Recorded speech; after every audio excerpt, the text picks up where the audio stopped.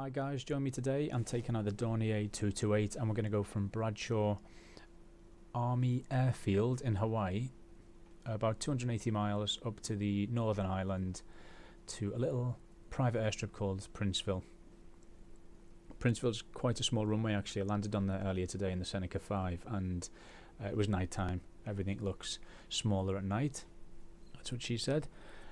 But I'm going to try it in this because this is supposedly a short takeoff and landing aircraft. So I'm going to give it a go. And I'm going to use FS Passengers as well, just to make it a little bit more interesting. So first things first, I'm going to have to load the FS Passengers flight and the amount of fuel we need. We need to save 45 minutes of fuel on landing, and from doing this aircraft quite a lot recently, I've come up with a rule of thumb, which is the distance you've got to travel multiplied by 1.5. and then add 150. Okay, I've got about 610 litres of fuel on, which is a little bit more than I need, but it was a bit fiddly, so I left it as it was. And you can see that the passengers can't get on because the doors are closed, so if I bring up the menu for the Dornier 228 and do the doors, you'll probably see that if I shift E, it opens the pilot's door and people start boarding through the pilot's door. Interesting. If I open the passenger doors, it's a little bit more realistic, but that's not where the passengers actually board according to FS Passengers. So if I was to just open the passenger's door, it would still say that the passengers can't board because the doors are closed. So they will insist on climbing over my lap. Okay, while that's happening, just quickly get the aircraft up and running electrically. We're going to need to move this out of the way because we need to access the enrich button for the left-hand engine. Anti-col and nav lights on, because if we forget those for engine start, or if we forget the anti-col at least, we're going to get a penalty. The nav lights, not so much. Battery, and master. Oh, and I've already got this light on here, so I like to have that one on actually. I've left the prop and the pitot de-ice on from previous. And I've also got the seatbelt and the... Are they on or off? Oh, there we go, pop them on. Other than that, I've got this instrument light on, and I've got the other instrument light on the far side, so that backlights these instruments and the ones on the main panel in front of the pilot. I can't really do anything else up here until the passengers have finished boarding, so let's go down to the main panel. Down here you will put the avionics on, and select this to the nav to GPS button, which is just to the top left here of the GPS panel. I've already programmed in where we're going, and that is Hotel India 01, which is Princeville. Yeah, that little private airstrip. And you can see it tells us that's actually 263 miles, so it's a little bit less than I thought. And we're ready to go really. Pop the flaps down so don't forget those, and if I do the autopilot as well, 20,000 feet, we're going to want nav and alt capture. It's going to climb us at 1,000 feet a minute. That's fine, I'm happy with that. And the FD is on when there's no light, which I always find a bit odd, but I don't know how realistic that is to the real aircraft. That's all in order. You'll notice for engine start the prop control levers are in the low position, and that's where they'll stay, and the throttle is in the ground idle. There's control locks in at the moment on the main propeller, so once you start the engines you do need to put the reverse in just briefly in order to unlock the props. Then you'll be able to advance them out of the beta range in order to get yourself some thrust. If you find that you're throttling up, and in fact I'll do it now, it just keeps returning. If it just keeps returning back to the ground idle position, it's because your prop locks are in. So you'll get to take those out once the engines have started. Passengers are on. Seat belts, and let's do the doors as well.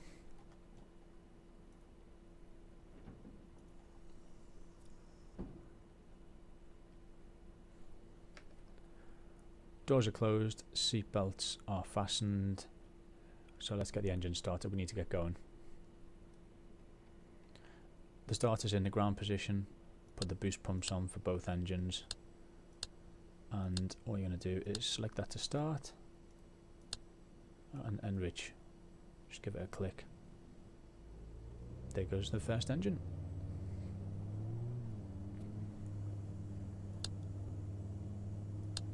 Okay, go at number 2, enrich.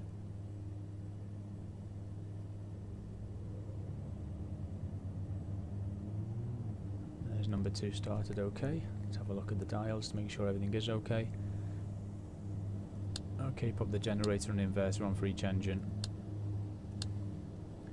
Just make sure our lights are as they should be.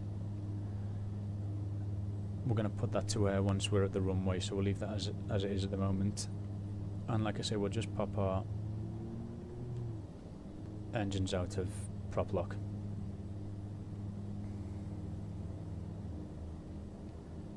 We are ready to go.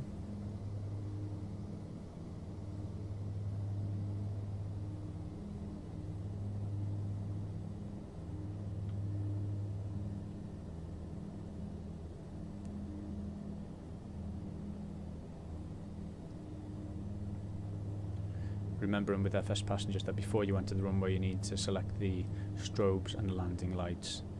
So we'll quickly just nip up and do that if we can.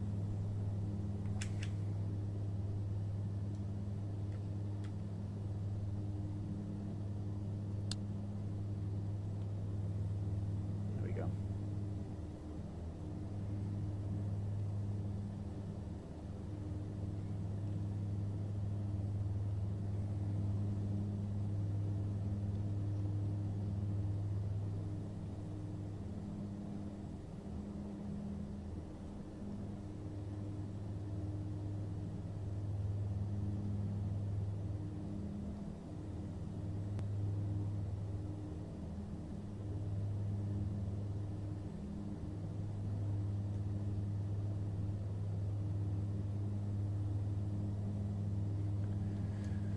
Before we go, we need to set our props to 97%, plus or minus a half, so we'll get that going.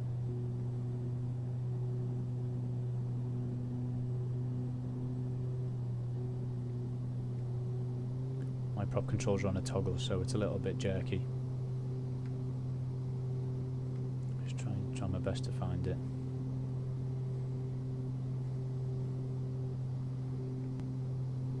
There you go, that'll do us.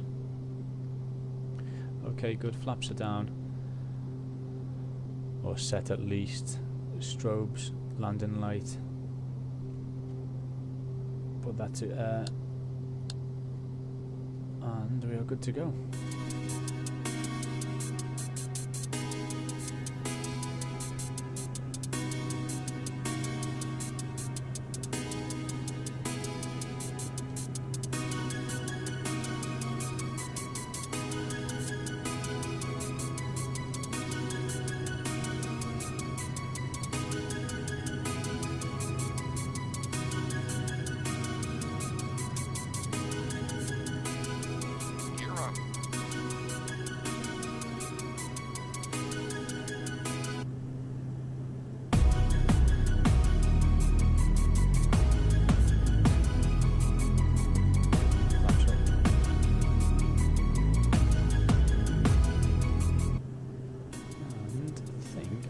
Give it to the autopilot now, because I'm lazy.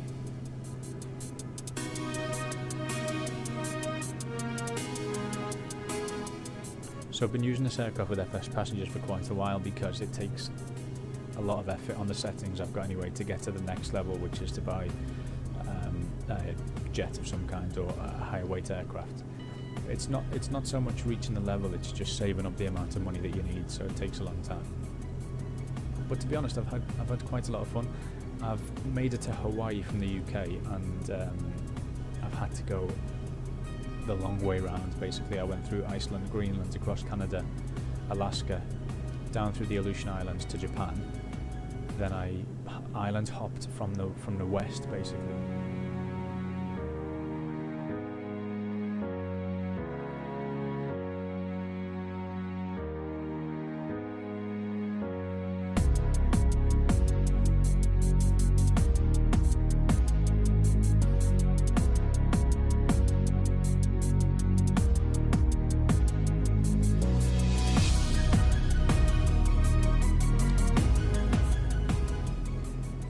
back my throttles off in the cruise just to be a little bit kinder to the engines.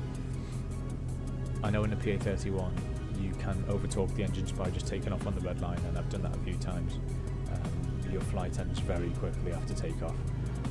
So I suppose it's just good practice in whatever aircraft you're in to not go full throttle. I mean, anybody that flies in general knows that you very rarely have your engines at max, the max stop, if you like.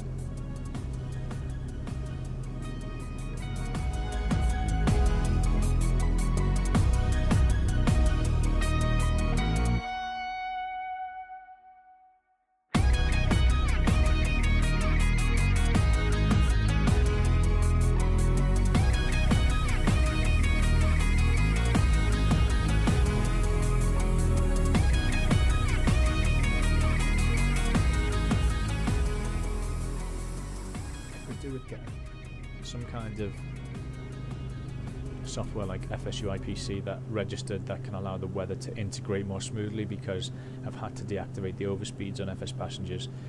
It will just update the weather and you'll end it with an overspeed, and that's an immediate penalty which can really hinder your progress. So I've deactivated that, which I don't feel too bad about, because I don't remember the last time I legitimately oversped the aircraft by mistake. It's always a weather injection issue, and it's just so frustrating.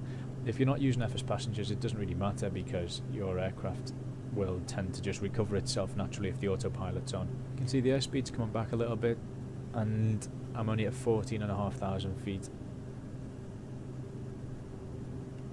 So I'll tend to just drop the rate of climb a little bit down to maybe 7 or even 500 feet. I'm not really too fussed about getting there quickly, an hour and 11 minutes or so, and then I can see if I've got enough time to, I don't know, make a cup of tea or go and hoover the bedroom or whatever, and live an exciting life.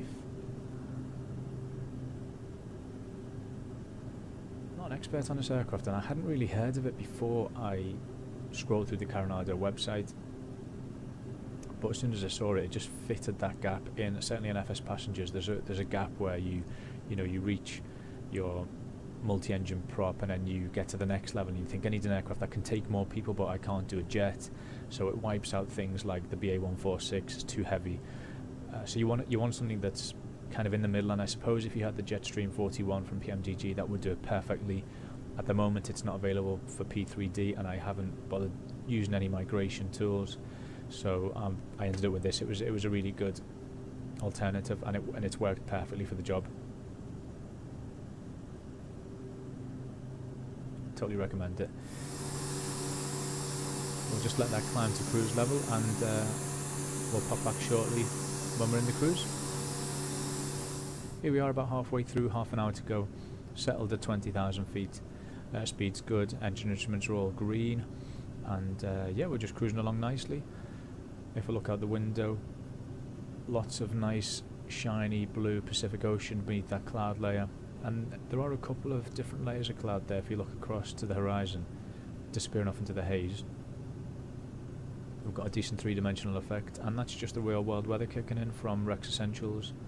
So apparently this is what's going on in the Hawaii area right now.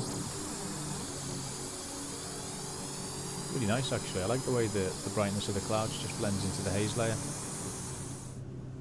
Okay, we can see on the GPS we're about 86 miles away now, so when do we start our descent? Now, a good rule of thumb for this is if you work out the amount of height you need to lose in thousands of feet, so I always go for 3,000 feet as my final height. We're at 20, we're going to lose 17,000 feet. Multiply that by 3, 17 times 3 is 51, and add a bit, so I'm going to say 55.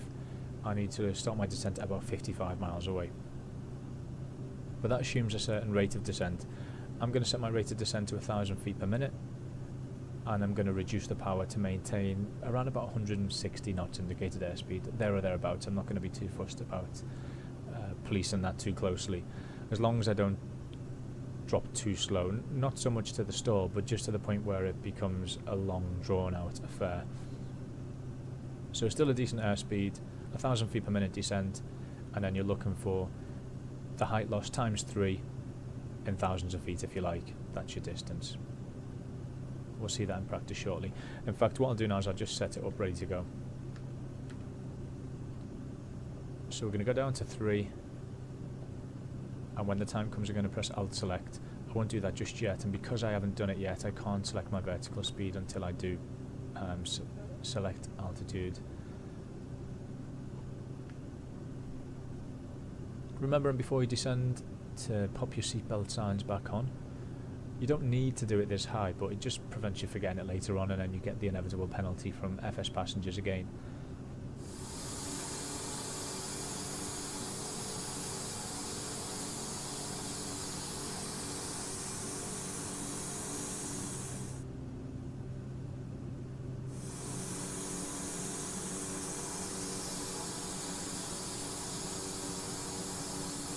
Okay, I'm a bit impatient, so I'm going to start my descent now. First things first, as with every descent, bring the power back.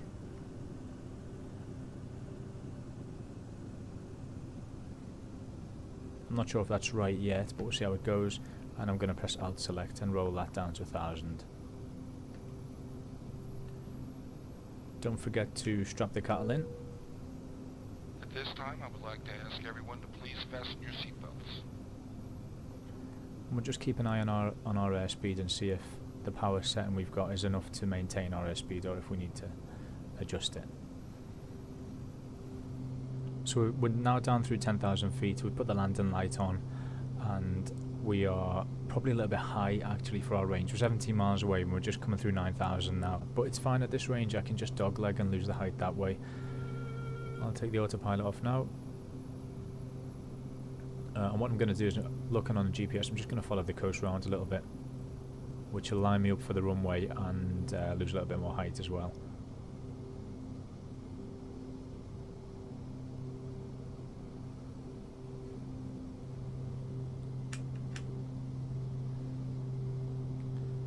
So I'm still quite high now actually. I need to lose a little bit of height. Can't see the airfield yet, it's over to the left somewhere.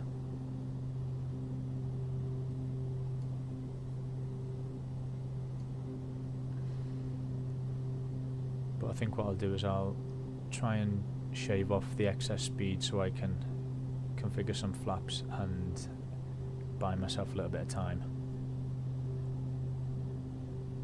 Gear down.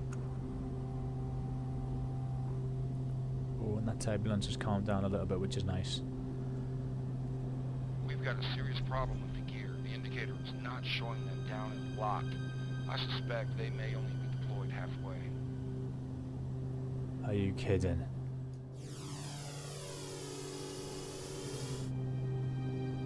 What?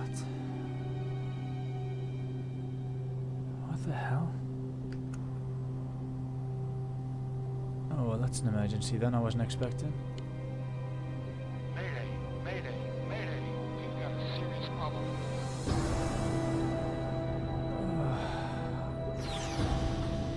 I really wasn't expecting it.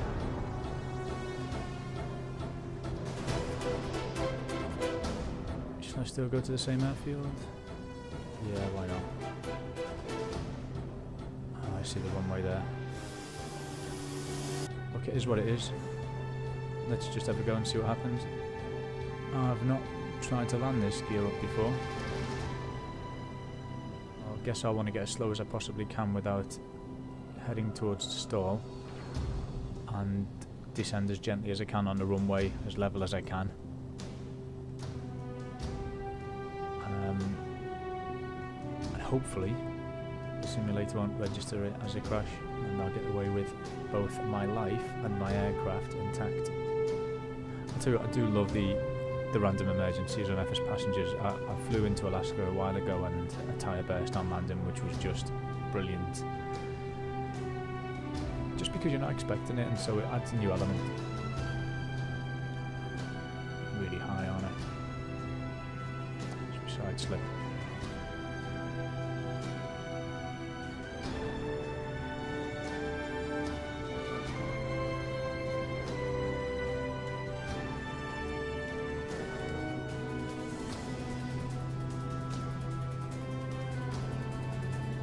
Well, let's face it, we're going to stop fairly quickly regardless, aren't we? A nice cliff there, brilliant.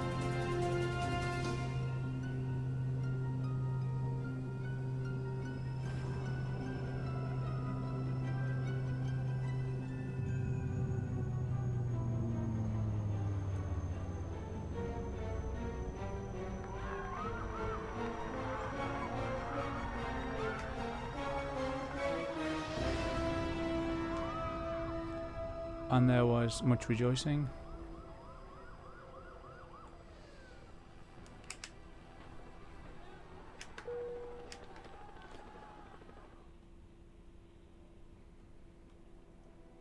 I was hoping to try and make a normal approach and land for this video, but there you go. You have to take the rough with the smooth, I guess. That is going to cost a fortune to fix. Probably landed much faster than I wanted to, but then I guess I was running out of runway because I made my approach really quick. In hindsight, I should have just circled around, configured my speeds a bit better, and then made a more prepared approach, but I rushed it a little bit. I got carried away in the moment. But yeah, there you go. We made it. The runway didn't seem as small in the daytime as it did at night, like we didn't think it would, or I didn't think it would in the beginning. Some nice scenery in the background there. Well, that's it. Thanks very much.